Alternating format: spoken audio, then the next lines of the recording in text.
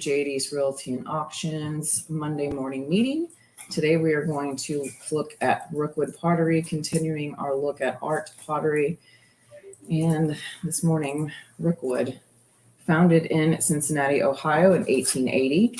Ohio seems to be a real hot spot for these potteries. There must be something in that clay.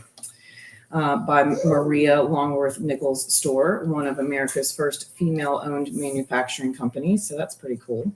Store began Rockwood Pottery, named after her family's country estate in a renovated schoolhouse. Store herself was an accomplished artist and wanted her pottery to be both beautiful and useful, which led to experimentation with many glazes and production techniques.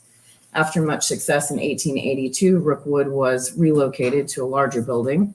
And a year later, William Watts Taylor became manager of the pottery company. Taylor closely identified and inventoried pottery. In a survival of the fittest, decorators were retained according to the number of their pieces that were sold, and the Rockwood Pottery gained its distinct company image. Rockwood Pottery became one of America's most successful pottery companies by the early 1900s, securing a firm hold on international fame and establishing Rockwood pieces as objets d'art. Rockwood won the gold medal in the 1889 Universal Exposition at Paris before earning the Grand Prix in ceramics in Paris a year later in 1890. Museums began buying and displaying pieces by Rockwood, and retailers such as Tiffany began selling Rockwood pieces in their galleries. With their ever-evolving experimentation with glazes, Rockwood took to new heights of popularity with its release of vellum glaze, shown here, in 1904 at the Louisiana Purchase Exposition in St. Louis. Despite the sudden death of Taylor in 1913, experimentation continued and many new glazes were released, making this period through the 1920s the last great era in Rockwood pottery. During the Great Depression, Rockwood Pottery was forced to close for a year, and by the end of 1932, all decorators were laid off from the company. Finances worsened until 1941 when the company filed for bankruptcy and was bought out that same year. Some former decorators like E.T. Hurley, Elizabeth Barrett, Johns Jensen, and Kato, Shira Yamadini rejoined the corporation and created vases in limited quantities, especially during the Second World War. Ownership transferred again, and soon during the war, certain glazes like Tiger Eye and Marine Color were discontinued as they needed the uranium for the war effort. And the end of Rockwood pottery production. During the 1950s, Rockwood production continued with pieces and lines such as cirrus that required no special technique or artistic ability. By 1953, all the decorators at Rockwood had left permanently, and to take advantage of cheaper taxes and labor, Rockwood was moved once again to Starkville, Mississippi, after having been once again sold several times. Before permanently closing their Mississippi factory in mid-1967, Rockwood produced 11 new glazes, some more unique and original than ever before. Let's see, glazes grew with the company, beginning with the difficult dipped Limoges ivory cameo glazes, followed by the famous yellow tinted standard glaze. The iris and sea green glazes were released in 1894, and two prominent variations of the standard glaze, praised as being both cool in tone and yet colorless. Matte glazes also appeared in the beginning of the 20th century when 1904 Rockwood released the Vellum line and the Ombroso line in 1910. And at the height of production, there were more than 500 glazes ready to use at any given time. In 1915, Rockwood returned again to using glazes with a glossier finish and the introduction of the soft porcelain finish.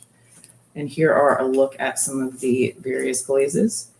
So glaze lines blossomed in the 20s, ranging from colorful ivories to the later Tiger Eye and the matte double vellum glaze.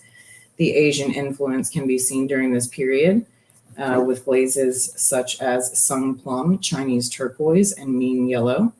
Rockwood was divided by the highly decorated lines and the commercial production lines released through the 1900s.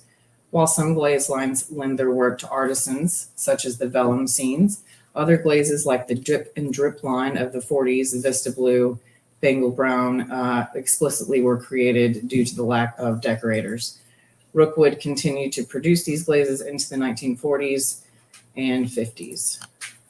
And here's a look at what the Pottery Mark should look like. Thankfully, Rookwood was really, really well categorized, and they did a lot of markings. So I'll go through this. You guys will have access to this to go back and reference it. But it's one of the, like I said, one of the most well documented, thankfully.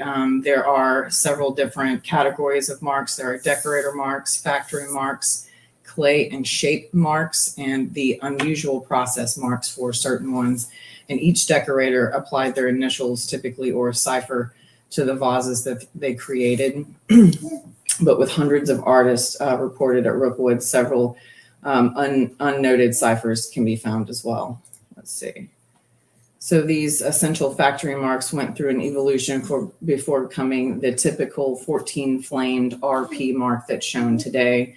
Prior to 1882, they experimented with different marks. By 86, the RP monogram became the standard. In the 20th century, the Roman numerals were then added below to indicate the exact year of manufacture. And Rookwood pottery is also found with factory anniversary marks, such as the 50th, 60th, and 70th commemorations. So these are some of the examples of shape marks and the clay marks. So the different colors or the different letters are for the various colors that the clay were made in. So you've got G for ginger, O for olive, P for soft porcelain, red, R for red, and so on and so forth.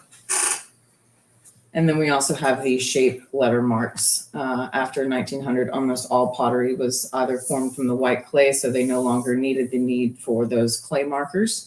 As shape numbers were added, they were initially assigned at random order. After 1884, shape numbers were in sequential order and created and introduced to the public. Some of these numbers may also be accompanied by the size letter, ranging from A to F, F being the smallest, A being the largest. And then we have process and trial marks. These are just the various ways in which the pieces were treated.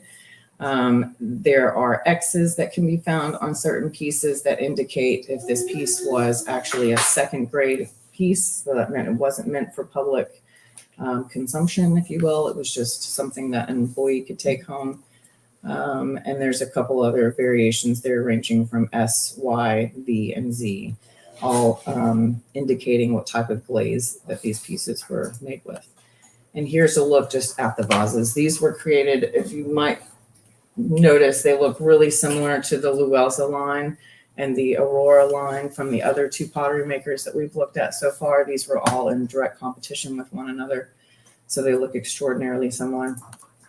This is the Tiger Eye glaze. Has that iridescent metallic look about it. The Iris glaze, which is a very cool, clear glaze. A sea green glaze. As you might suggest, it's got a light green color to it. Ariel blue, which is just a very nice, bright, and sometimes pastel blue glaze. And that concludes our look at Rookwood today. Any questions or comments on the pottery? Nope. Cool. Thank you, guys.